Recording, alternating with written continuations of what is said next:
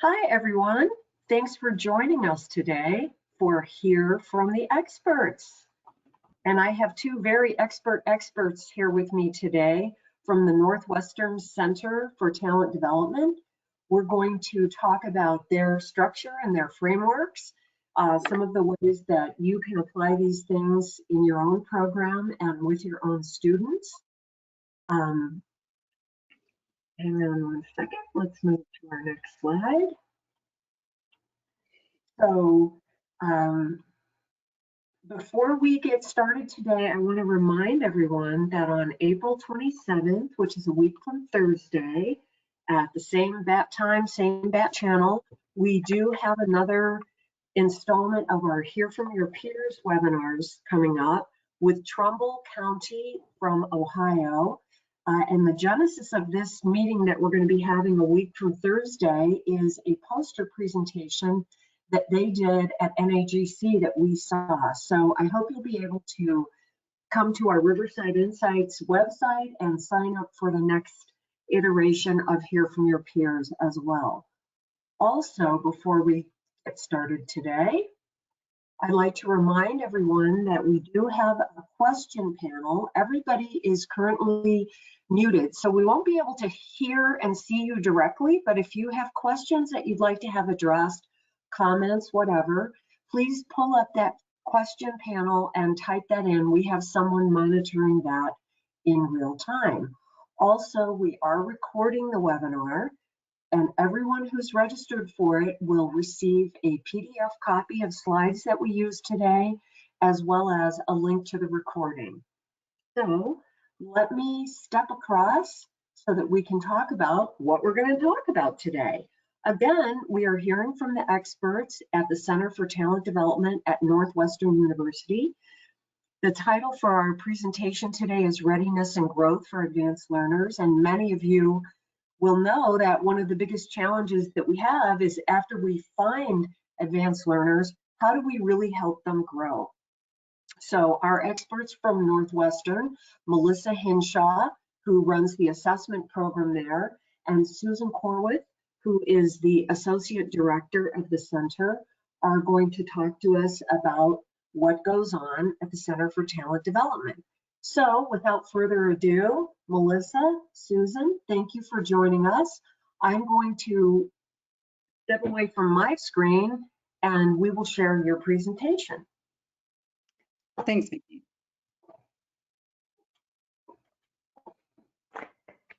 And I'll just, okay.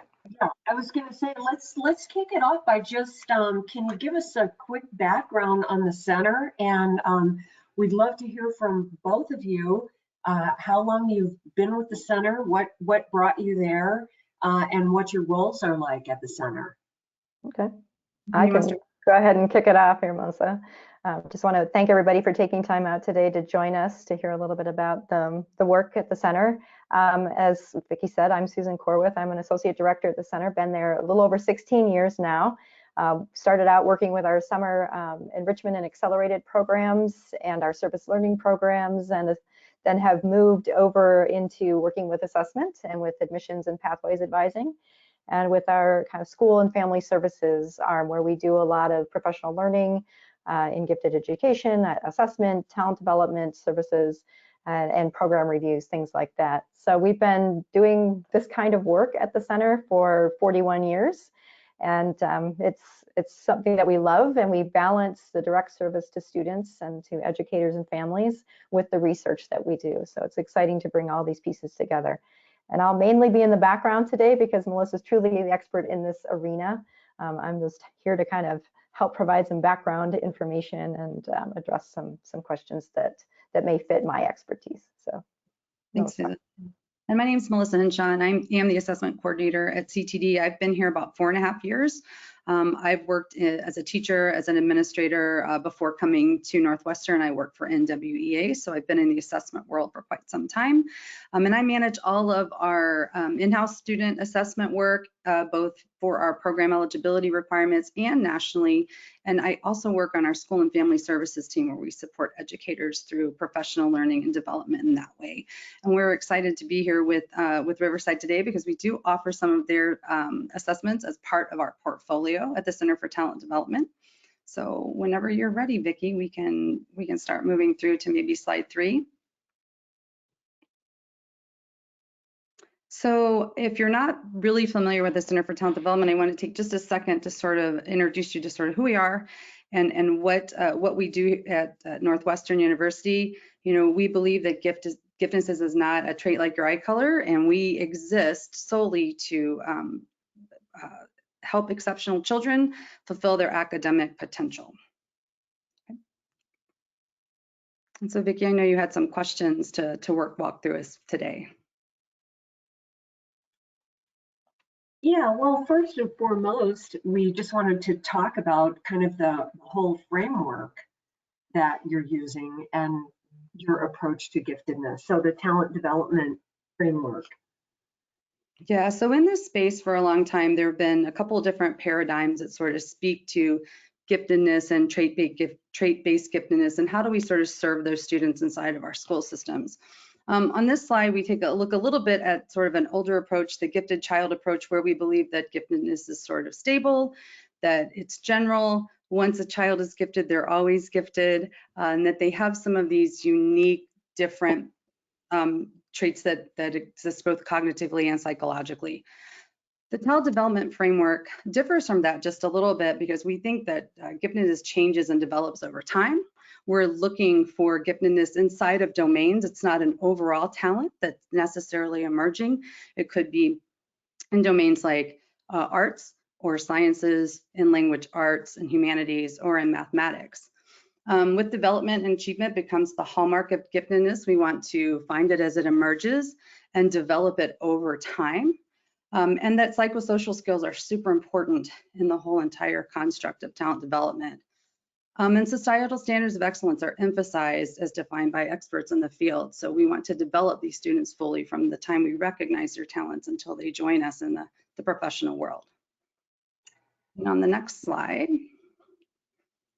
Good. So the talent development paradigm really thinks about developmental malleable domain-specific abilities. There are lots of stages of talent development where we could find lots of places for intervention, and psychosocial skills are critical to students' achievement when we think about a talent development framework. We want to think about supporting excellence and innovation. We want to place students into programs based on their aptitude in that specific domain. And we want to employ programs like enrichment, acceleration, authentic learning, mentorship, all of those things across their opportunities for education.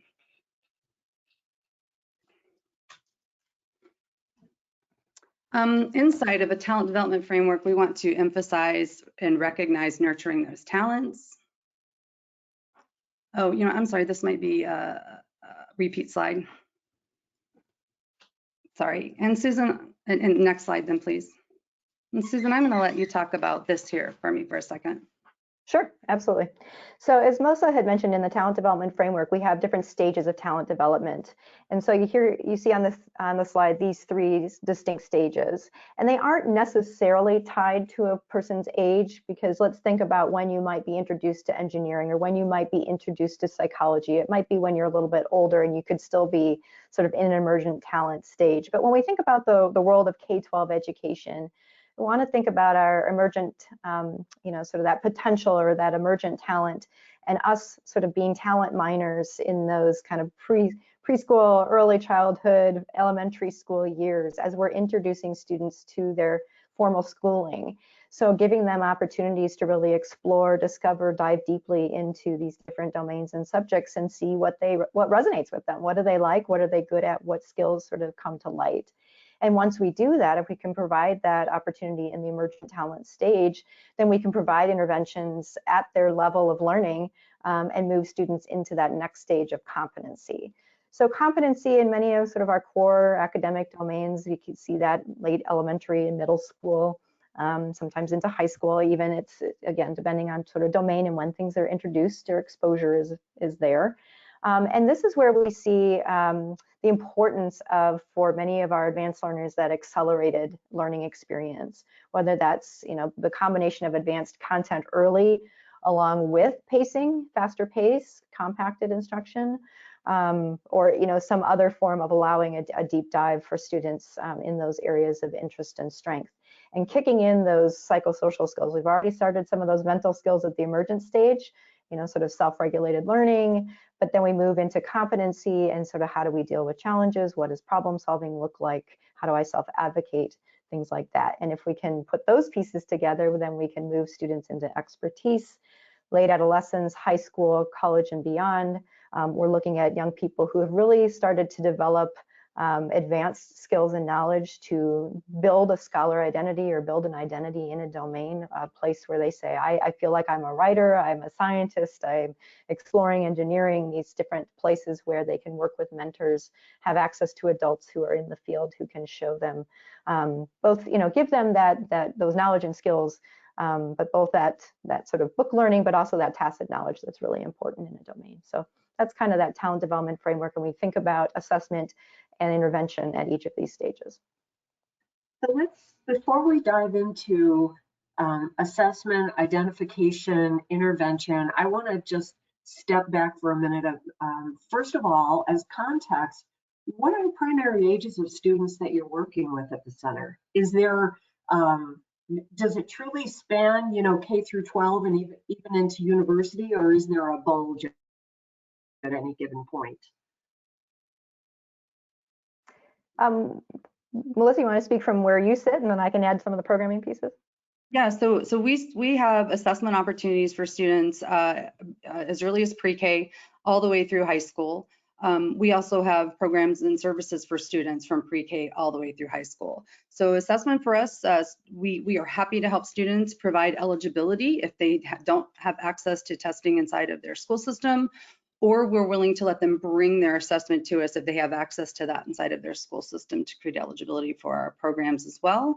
And then we also have an on-ramp or a pathway for students to become eligible for our services through a portfolio where they provide artifacts to show us that they're ready for the types of programs that we have at CTD. Yeah, and there really are a range of students. As you can imagine, since we are at Northwestern in Chicago, when it comes to the younger students, they tend to be a little more localized. So we have a larger number of local students or families online, but that's a little bit smaller group. By the time they get to middle and high school, we truly see, large numbers of students from across the country and even internationally. So it's a pretty, strong pipeline at each grade level. But what we see is there tends to be a little bit of a spike in kind of that middle school, early high school stage where maybe they're not quite sure how to navigate their own school systems, and they're feeling like they know what they're interested in and they're looking for a little bit more enrichment through a supplemental program like ours or others across the country that are available.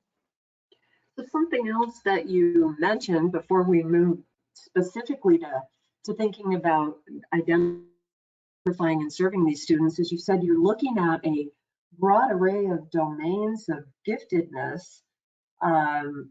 Given the ages and stages, I mean, this is quite a matrix for you guys to navigate in terms of kids can be gifted in a lot of different ways. And as you know, we at Riverside 100% agree with that. It's not a fixed thing. It takes a lot of different forms. So thinking about that, how do you move into identifying and then figuring out where you're going to serve students, what stage they're at, what the area is that you want to develop with them? And do we need to move to another slide, or do you want to stay here? I think if you want to move to slide 11, that might be helpful. Yeah, Vickie, that's a great question, because we certainly want we want to be able to measure talent, but we also want students to come to us organically and find areas where they have a great interest and where they also want to sort of develop their talents.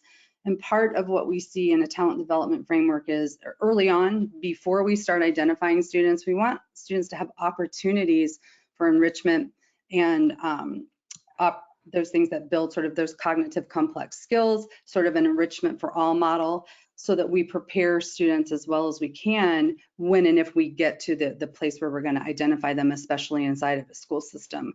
We want them to be able to show up in a way that makes sense based on how we're going to serve them. And to your point, not all school systems are going to be able to serve all talents of all students. And so sometimes external types of programs will be necessary to develop those talents fully. And I would say with the younger student programs, if you were to look at what's being offered, there are a lot of interdisciplinary offerings, so the kids can come in maybe with one interest but be introduced to a different domain at the same time. And although, as Melissa was saying, in those younger classes, we don't necessarily look at criteria for entrance, there may not be an assessment or formal identification, but we'll say to schools and families, this is advanced content, this is inquiry-based learning, problem-based learning. And so when the students come in here, they're going to be at a kind of high level of challenge given their age, but it's through that experience we get a chance to see really where they are and what they're grappling with and how we can best match their instruction going forward. So do you want to move back to any of the slides we just skipped over? Because okay, no, I think it's fine. I think we can. I think we can move on. I mean, I think talking about an optimal match leads us right into talking about identification literacy for schools. If you're ready to move down that road. Yeah, absolutely. Sure. So, ultimately, we want to find students, we want to serve them, and we want to match our services to what we know that they're capable of doing. So when we think about identification constructs, especially inside of schools, we want to think about early identification and recognizing talent. And identification and recognition does not always mean assessment. Oftentimes, we want to train our teachers to recognize those traits of emergent talent inside of their classrooms, recognize precociousness, recognize when students are exhibiting some behaviors that may look a little differently from their peers. We want to make sure that we're taking time to front load interventions and provide early exposure to those enriching and complex activities for all kids, not just for the ones that we believe may down the road be identified for some type of selective service. We live in the world now, luckily, of universal screening, where we want to provide assessment opportunities for all students and cast a really wide net when we do that.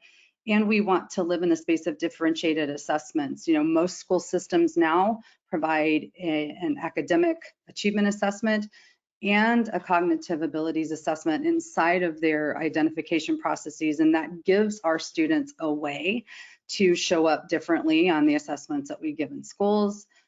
We want to support optimal assessment mindsets. Sometimes inside of schools, I see surprise assessments. We want to make sure that our students are prepared and are ready for the types of assessments that they're going to see, that they're prepared and ready to answer those questions, that they're prepared and ready for the format that the questions and assessments are going to show up in. That's really important to prepare both our students and our teachers for what that assessment and that process looks like. And then the last kind of bullet point here is super important, that as we think about identification, we want to select multiple criteria and pathways for students, and we want to adopt a philosophy of ors instead of ands. Because if we're asking kids to show up in this way and this way and this way, we're creating more barriers for students for us to recognize and serve their talent than if we implemented a system of ors. We want to be able to have opportunities to serve students and have them show up for our services in multiple different pathways. So I'm going to ask a delicate question, which is, how do you balance this with equity concerns? For instance, we know that it's going to be a lot of families that have more opportunities, who are more aware of things like the Northwestern Center for Talent Development, but yet there are awful lots of talented kids out there. Universal screening, using OR criteria, these are a couple of the ways that we talk about finding those kids, but how does that work for you? So I think that it's an important question. It's a really important conversation that we have, because you're right. Not every student comes to school having had all of the same experiences. So backing up to the bullet point here of sort of front loading those interventions and starting to expose all students who come into our systems to enriching complex activities, preparing them 2 and 3 years ahead of the identification process will start to help us level the playing field a little bit, but also recognizing that even the best well-constructed identification process that uses assessments may sometimes get it wrong. We may not always find every student. So oftentimes we encourage school districts to err on the side of inclusion. If there's a student that you see who may have emerging talent and they may not be quite ready yet, let's include them in the service and scaffold them until they're ready to work independently in one of these talent development services that we offer. Susan, Dr. Lakin talks about the fact that equity is not, the idea of equity is not, we'll take it away from this one because they have more privilege and we'll give it to that one, but it's increasing the pie for everybody. Yes. You know, Yeah. it's greater inclusion for all. It's not saying either or for anybody. That's right. And that's, for us, it's working with schools and talking about, you know, no matter what building you're in, what district you're in, what neighborhood, there are students in your school who need these advanced learning services and, you know, and sort of the best tier 1 service that you can possibly provide to students. And in our world, that means, you know, our early enrichment programs, you know, sort of being, you know, offering complexity, but having an open door and saying to schools, to families, as much as possible, share the information about these opportunities, help pave the way for students to get to these programs, partner with us and other organizations like ours to supplement programs, to find ways to be creative, to bring programming like ours into your school setting, or help families with transportation and, you know, other things that may be potential barriers or may make them feel like this is not where they should be, when in fact that is exactly where they should be. I know one of the things that I come back to all the time is at UConn they have, you know, at their center they have a thing they display that they call best practices for identifying EL students, identifying and serving EL students. And when I look at those, they're actually best practices for identifying and serving all students, you know, make assessments accessible. But it's this whole piece about community outreach, build awareness, make sure the parents know what's going on. And I think, you know, we talk an awful lot sometimes about cut scores and maybe not as much as we should about community as a maker of equity. Anyway, I digress. Well, I think one other point I make about that would be the collaboration, that gifted programming, we would love to see gifted programming in schools not be sort of the add-on, the separate, the different. It's integrated into everything and a part of, you know, who works together with, you know, English language learners and with special education services, and sort of a big picture view of what our students' needs may be, because they intersect in so many ways. I think it's pretty key when we can change the conversation from talking about gifted to exactly what you've done in the name of the center, which is talent development. Huge. Yep, and I think the next 2 slides are actually going to kind of talk to speak to that a little bit. You know, we always ask the essential question that our student needs align to services, and so we often find ourselves in that gray area, especially when we're talking with schools around, you know, do we decide what our programs are going to be and then find students who fit into those, or do we find students who need services and have needs that are different from most students, and then we develop our services and our programs around what those needs look like. And on the next slide, we always you know, promote to schools to offer a continuum of services. That in the past, what we saw in sort of a gifted paradigm would be, you know, the one program at the grade level, and the students who qualified were pulled out and they went to that secret room and nobody knew what happened, but everybody knew that they sort of wanted to go there. And what happens in that model is that gifted services start to look like a prize. They start to look like something that kids win, and it's something that you get when it's this exciting thing and it's mysterious. What we want to promote is that talent development is across a continuum of services. And so this graphic sort of looks at it in a way where, you know, on one side, we look at how we've typically served students in an RTI or MTSS framework on a tier 1, a tier 2, and a tier 3 service model, where in the middle, those services are for everybody. that reteaching, that formative assessment, all of those practices where we scaffolded and supported students who may be behind are also applicable for all of our students who we are finding that are advanced or who have emerging talents that we need to develop. Tier 1 still is that great place for really robust differentiation, really good grouping, and having opportunities for students to work with peers who have similar abilities or similar talents. And it's for everybody. It's that, whole group enrichment for everybody, that whole group talent development for all students in the classroom. Everyone needs that. And then Tier 2 looks a lot like it would on the other side of the spectrum. It's for less students. It may be more selective in the criteria that we find for students who need these services.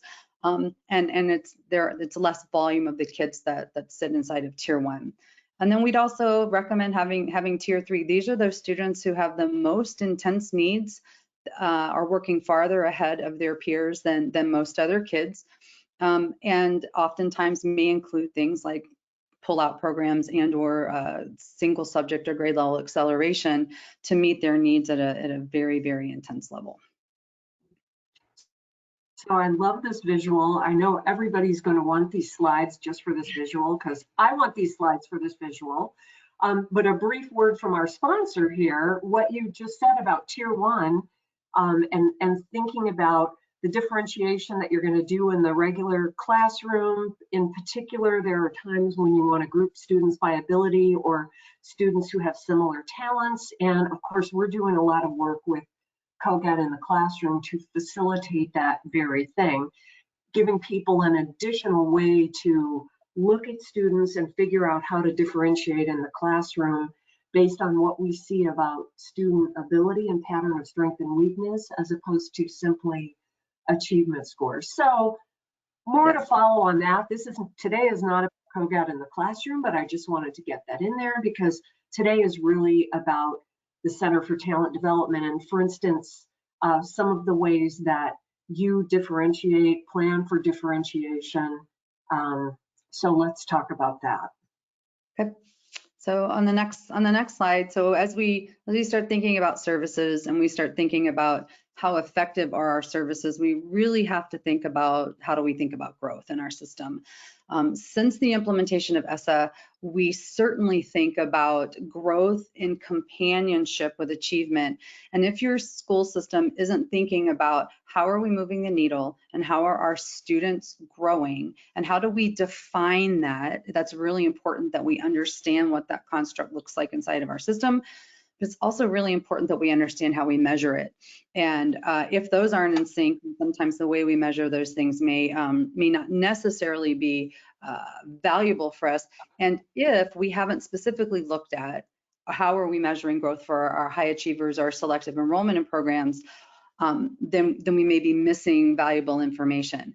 Growth for our Tier 1, our Tier 2, and our Tier 3 programs may look very, very differently if we're not looking at it that way. And on the next slide, we talk just a little bit about, no, Vicki, go ahead if you have a question. Well, I was going to say, I mean, one of the things that I like to point out is, for those of us who have spent more time under the hood than we ought to with all things psychometric, there is always a lot of space in the 99th percentile. So when we think about those 99th percentile achievers, that question of whether or not they're growing is still a very pertinent one. And if you're simply looking at, oh yeah, this kid's in the 99th and they're staying in the 99th, it doesn't mean they're growing at all. It's 100% true, and I don't have my 99th percentile slide in this deck, but I'm happy to include it and resend it to you, where we speak to exactly that once you get to the 99th percentile, all normative context is gone, and we have to really start looking at scale scores to understand movement of students. And in this era of interim assessments and all of these norm studies and growth norms and all of those things, we really have to make sure that we understand that just moving the needle on the scale score is not always going to give us really good context about is that growth appropriate. And if it's not going to be on our radar that we're underserving a student until they drop out of the 99th percentile, that could be a really big fall depending on how deep into the 99th percentile their scale score is. And I'm gonna speak to that on this next slide, but here achievement, we know that, we understand it's what student knows, it's what they demonstrate in time, but that growth piece is what are their demonstrated gains in knowledge and how do they move across that scale over time?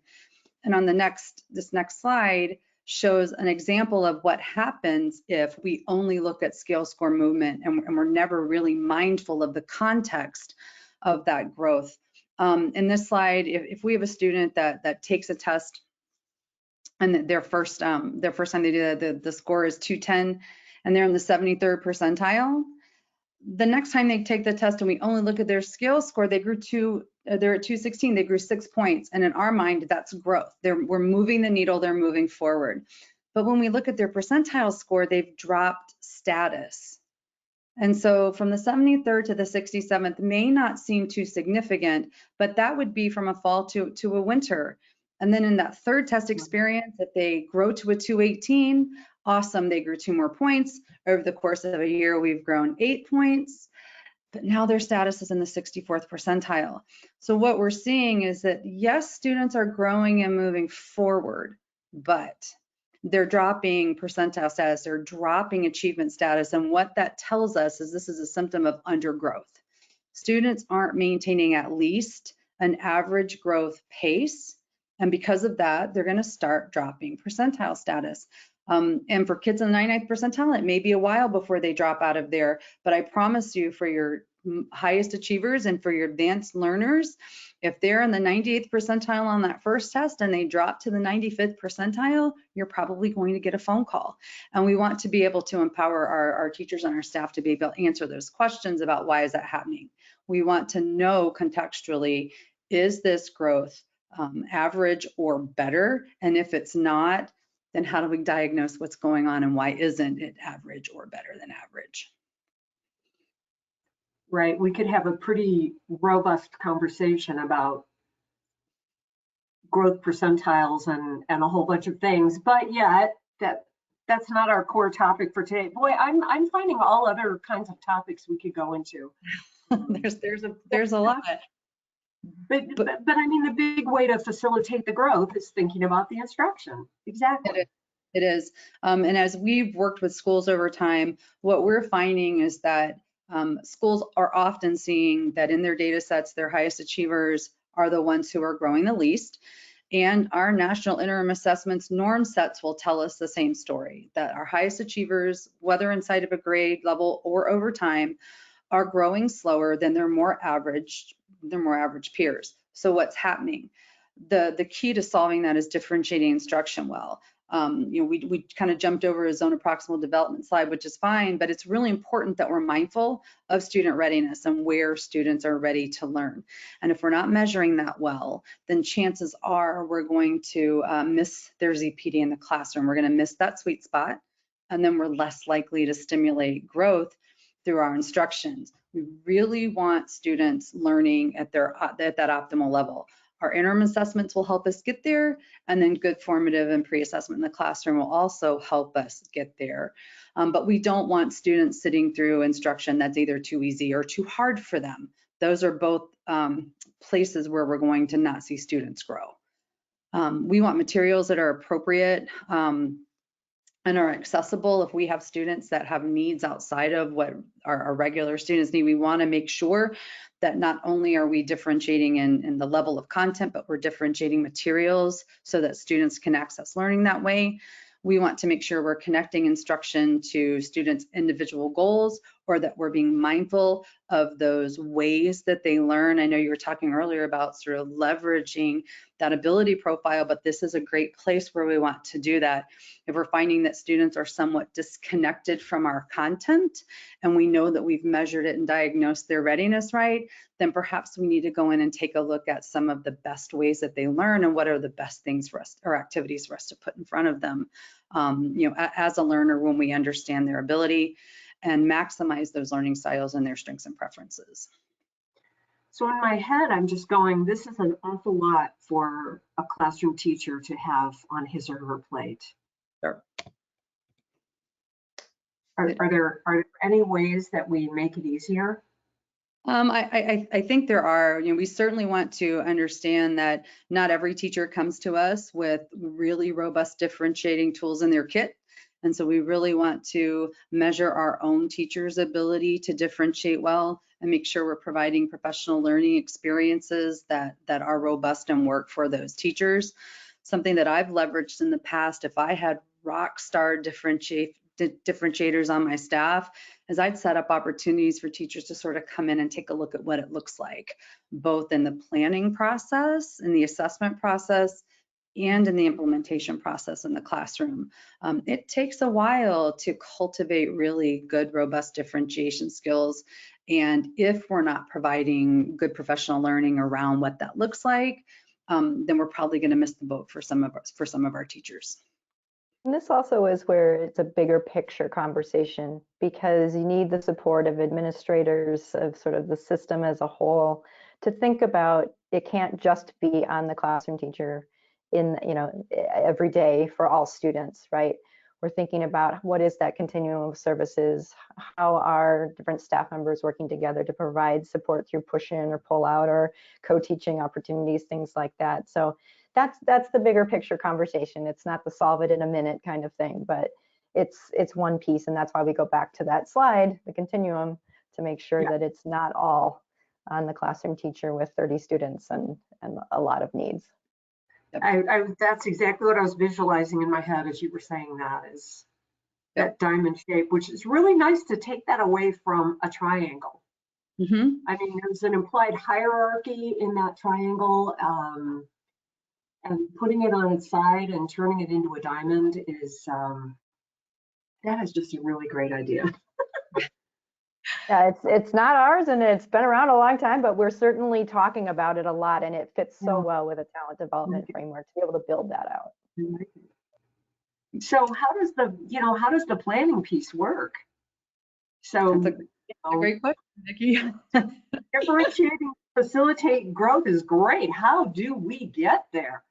So on the next slide, it kind of goes to what you were talking about too, like we need to be able to leverage our assessments. We need to be able to leverage what we already have and what we already know as we learn how to differentiate. We don't need to create the wheel. We want to use what we have and build assessment literacy. So if we have good achievement data and great ability data, we want to leverage those and lay those on top of each other and use that instead of trying to always find new assessments and always redo that in our classroom. We want to really make sure that we're using that data for responsive grouping and responsive planning. In my professional opinion, planning is the key to good differentiation. It's not just going to happen organically as you're working through your lesson. We have to plan for it. And we want to plan for it well ahead of time. And if we get to it, I have a slide that sort of speaks to that a little bit, but we want to responsively plan for what we know about our students. We want to use that interim assessment, and we want to use our curriculum guide to help with pre and informative assessment. When I talk with schools about using pre-assessment, there is this idea that it takes so much time and it's so long and it's so laborious, and it doesn't have to be. If we think about pre-assessment is about this big, and we may be doing it ahead of instruction on a weekly basis. We may be doing it in the classroom just in a formative way, but it doesn't have to be something big and formalized. It can be something very small and give us really good information about what's happening in our classroom in any given moment. I can't help but think, as you say that, of an ounce of prevention being worth a pound or 2 pounds of cure. It's like, oh, well, I don't have time to take that vitamin, and then the cure is way worse than planning for it. Yeah. Yep. And as we think about leveraging our assessment on the next slide, just as we would differentiate curriculum and instruction, we definitely need to think about differentiating our assessment sometimes for students. If curriculum can be outside of their ZPD, sometimes our assessments are as well. And we may have to think outside of the box for some students, whether they're well behind their peers in terms of achievement or whether they're well ahead of their peers in terms of achievement. We may need something different to tell us the right information, the right story about what those kids are ready to learn. It may not just fall into the box of assessment tools that we happen to have, and we might need to think differently about that. And in fact, we recently had a conversation about off-level assessment, which is, it's a whole other topic for a whole other webinar, I think. It's not as well understood as it could be, because when we assess a student off level, we need to think about the context for interpreting that information. You know, if we're still just interpreting them at grade level, it's not giving us everything we need to know. But again, topic for another webinar. But I can speak to that here a little bit. Sure. Did you say you want me to speak that a little bit? Well, no. I think, you know, you're touching on it here, but we could go way down the rabbit hole on that one. Yeah, we can, and it's a great practice, and it's really robust in helping us raise the ceiling of the information we can gather about student achievement. And it's super underutilized with talented students in our country right now. So that is, we would love to chat about that. So on the next slide, using this assessment for responsive planning and instruction, pull those assessments in. We want to have some robust pre-assessment. We always want to be assessing ongoing informatively, and then there's the above grade level assessment, and that's another layer of something that we would suggest adding in. But what we have to think about is managing multiple layers of student readiness. And now more than ever, and on our next slide, we sort of talk about that a little bit. Like, how do you figure out what students are in the middle and are ready for the curriculum that you're going to teach, who's under ready, like who's just not there yet, and who's sort of over ready, who already know what's coming, and then how do we remedy that? And now more than ever, and I know we're talking about advanced learners today, but now more than ever, even inside of a tier 2 or a tier 3 program, we have a wider range of achievement readiness than we ever have probably coming out of the pandemic. And so if we don't measure that on an ongoing basis, we're likely going to miss those who aren't quite ready yet, and those who are already over ready and are ready to move on to something differently.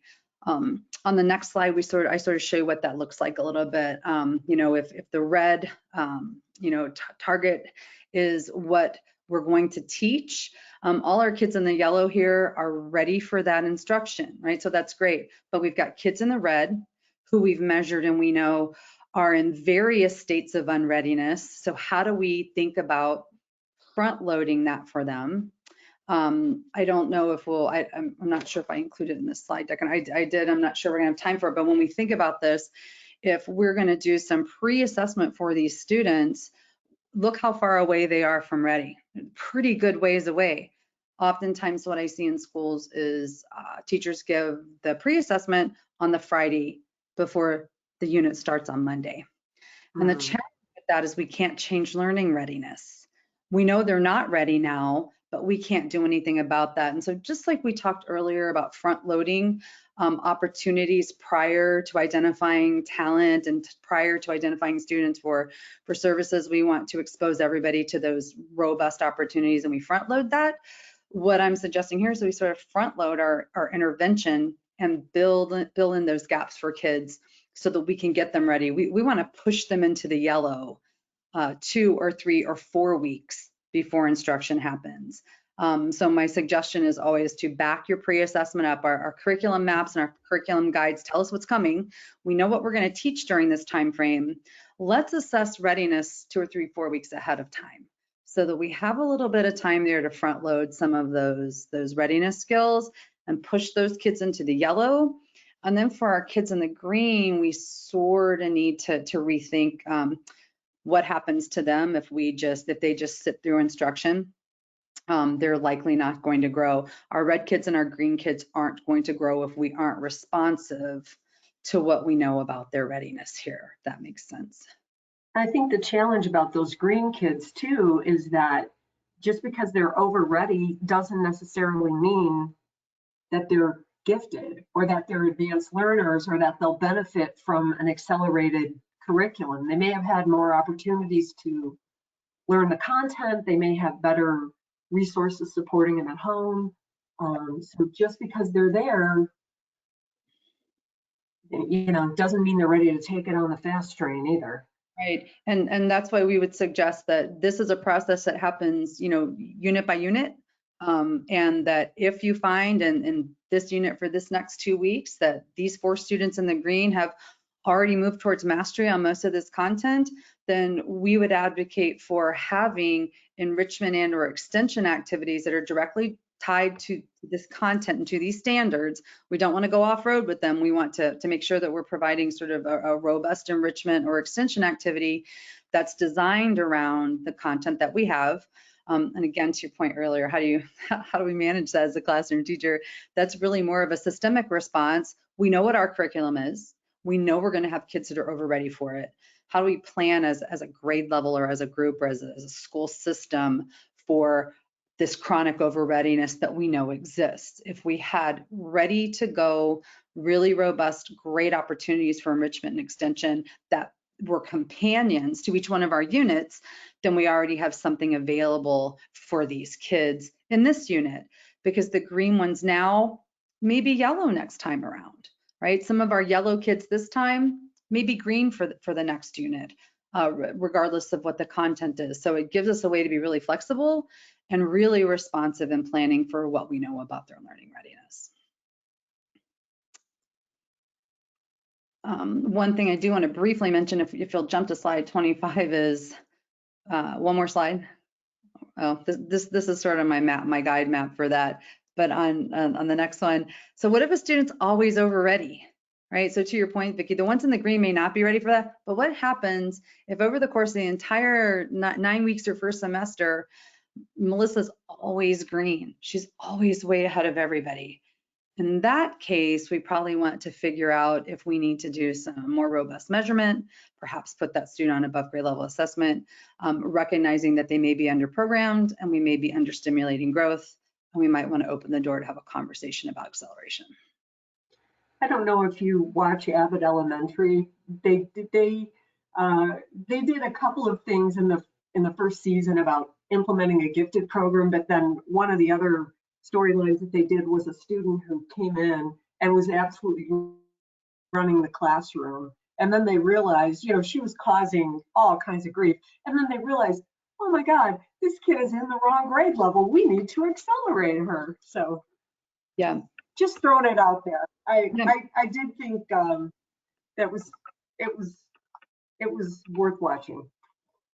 Yeah, and acceleration is a really great, robust, research-based, intervention practice for students.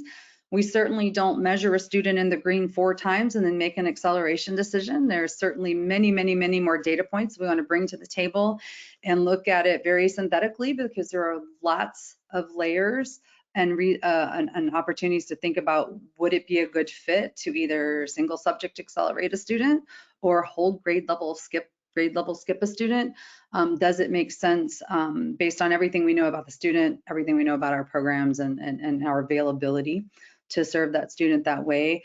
But when kids are always over ready, chances are we're going to see some stagnation in their growth and inside of our data sets, and we want to be really mindful of that.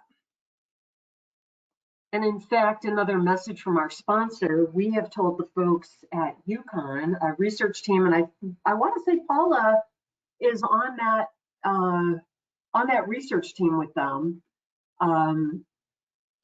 But anyway, we have promised the folks at UConn that we would help them recruit schools to participate in an acceleration study. So for those of you out there who are thinking about acceleration and grappling with it, I think we have a place on our website, and we're sending some emails out talking about the study that UConn is doing and how you could participate in that. Yeah, sorry for the break as well. No, we would encourage that as well. If there are people here today that are interested in that is an absolute great way to not only be part of a project, but really get some great information about what that process looks like inside of your school system. Right.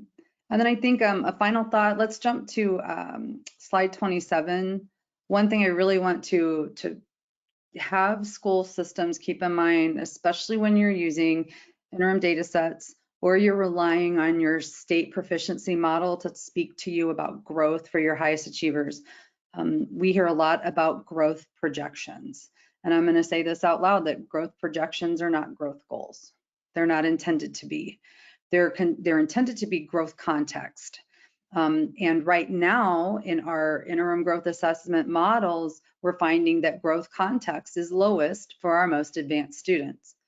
I want to just point out that all of those stats that we see inside of those norm studies, they're descriptive. They're telling us what happens in student behavior. It's what's gone before. This is what's typical. This is what's average. They're not a prescription for how we should be serving kids or how we should be expecting them to grow. We certainly want to, it would be holy grail if every kid were growing at average or better, and we know that they're not. So if they're growing less than an average rate, what do we need to do inside of our classrooms in terms of informing instruction and really measuring readiness to create the best prescription for what, relevant instruction and responsive planning looks like? Too often, I see us relying on these growth projections, these descriptions of what's average, as a prescription for what we should be doing in our systems. And I just want to caution us against that, especially with our advanced learners. If we use that low bar that these descriptive statistics are setting for our high achievers, probably going to underserve them a little bit.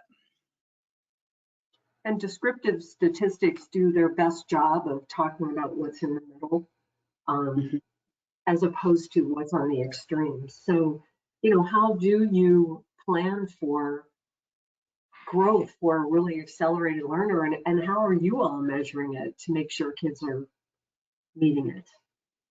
Well, so I think there are two things to think about there. Number one, make sure that you're measuring your zone of proximal development for your students. Use that interim assessment to sort of get you out here, but then really use your robust formative and pre-assessment in your classroom to make sure that they are really ready for what you're getting ready to teach. And if you know they're over ready, that we're providing that next level of instruction, or we're not going to stimulate that growth. It's really about classroom practice. That's where the growth happens, and that's where we'll see it show up in our statistics.